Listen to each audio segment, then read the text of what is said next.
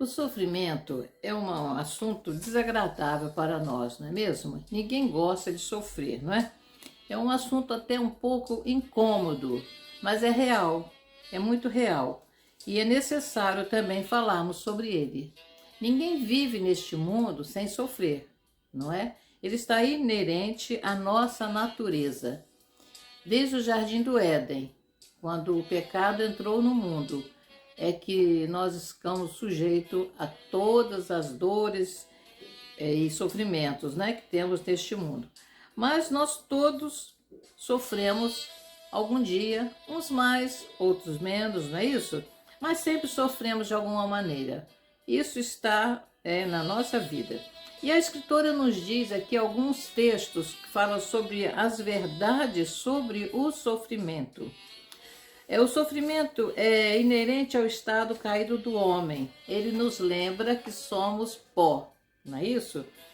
O segundo item, ela diz que o sofrimento nos ajuda a glorificar a Deus, a lembrar da esperança que existe em Deus, não é isso? Se não fosse assim, nós não poderíamos vencer, não é? Esta vida que estamos vivendo aqui com sofrimentos, tantos, não é? E também é um motivo para agradecermos a Deus as coisas boas pelas quais temos passado e também pelo sofrimento. O sofrimento também nos identifica com Cristo. Ela sugere lá o texto de 1 Pedro, capítulo 4, versículo 13, que diz assim: mas alegrem-se à medida que participam dos sofrimentos de Cristo, para que também, quando a sua glória for revelada, vocês exultem com grande alegria. Olha que coisa linda, né? Sofrimento nos ajuda também, né, a nos identificarmos com Cristo, porque Cristo sofreu, e sofreu muito, não é? O sofrimento nos aperfeiçoa. Ela nos sugere Romanos capítulo 5, versículo 3 ao versículo 5, e diz assim: não só isso, mas também nos gloriamos nas tribulações, porque sabemos que a tribulação produz perseverança. A perseverança, um caráter aprovado. E o caráter aprovado, a esperança. E a esperança não nos decepciona, porque Deus derramou seu amor em nossos corações por meio do Espírito Santo que Ele nos concedeu. Quando estamos sofrendo, nós lembramos de dias melhores. E em 2 Coríntios capítulo 4, versículo 17, diz assim: porque os nossos sofrimentos leves e momentâneos estão produzindo para nós uma glória eterna, que pesa mais do que todos eles. É a esperança que temos de viver com Cristo na glória de Deus. E isso nos faz vencer os sofrimentos. Ela também nos diz que um dos exemplos da lição que Jesus nos deixou ali na cruz é que não fuja do sofrimento. Aprenda a lidar com eles. Em Marcos capítulo 15, versículo 23, nos diz assim: então lhe deram vinho misturado com mirra, mas ele não o bebeu. Por que deram vinho misturado com mirra? Essa mistura servia para amenizar a dor. É como se fosse um anestésico, né? Um entorpecente. Mas Jesus preferiu lidar com a dor. Ele não fugiu da dor, não é isso? Devemos tentar fazer o mesmo. Em vez de beber vinho com mirra, bebamos da graça de Deus. Bebamos da esperança que Deus nos dá. Usar os remédios? Sim. Ir ao médico? Sim. Se cuidar? Sim. Isso é muito importante para nós. Não é sobre isso que nós estamos falando. Nós devemos tomar cuidado com a nossa vida, porque afinal de contas, o nosso corpo é o templo do Espírito Santo de Deus e precisa estar sempre bem cuidado, porque Deus se agrada disso. Mas nós precisamos olhar também o sofrimento de outras pessoas que nos rodeiam. Em vez de tomarmos o analgésico, não é? o mirra, e o que foi oferecido a Jesus, aquela mistura, vamos procurar descansar na graça de Deus. Não confiarmos somente nos remédios, mas confiarmos na graça misericordiosa de Deus, que nos traz a esperança de dias melhores. Que coisa boa, né? Saber que hoje eu estou sentindo dores, mas a graça de Deus é maior e Ele vai me ajudar a passar esse pedaço de dor, pedaço de sofrimento, pedaço de tristeza, e que um dia estaremos juntos na glória de Deus, sem sofrimento, sem dor nem tristeza.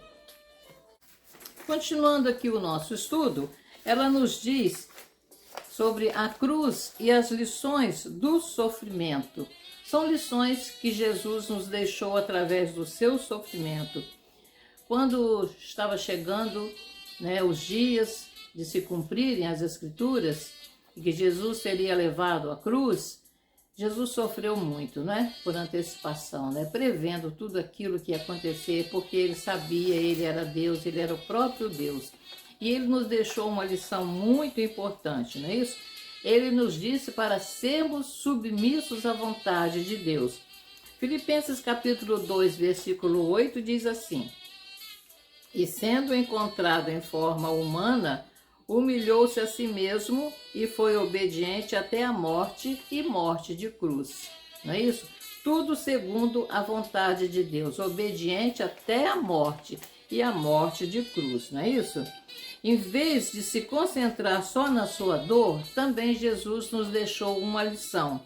Ele olhou ao seu redor. Imagine o sofrimento de Jesus ali na cruz. Não podemos mensurar, nem imaginar, não é?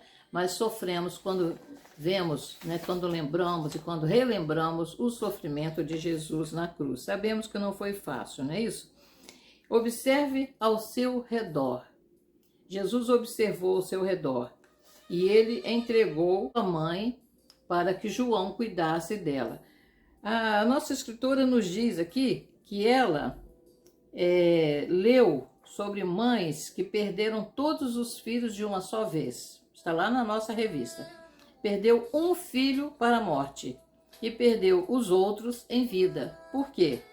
Porque na dor do filho perdido, ela se concentrou de tal forma que negligenciou os outros filhos e assim perdeu todos os seus filhos que tanto precisavam dela.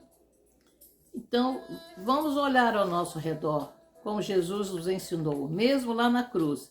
Ele olhou ao seu redor e viu Maria, a sua mãe, que precisava de um amparo e de alguém que cuidasse dela.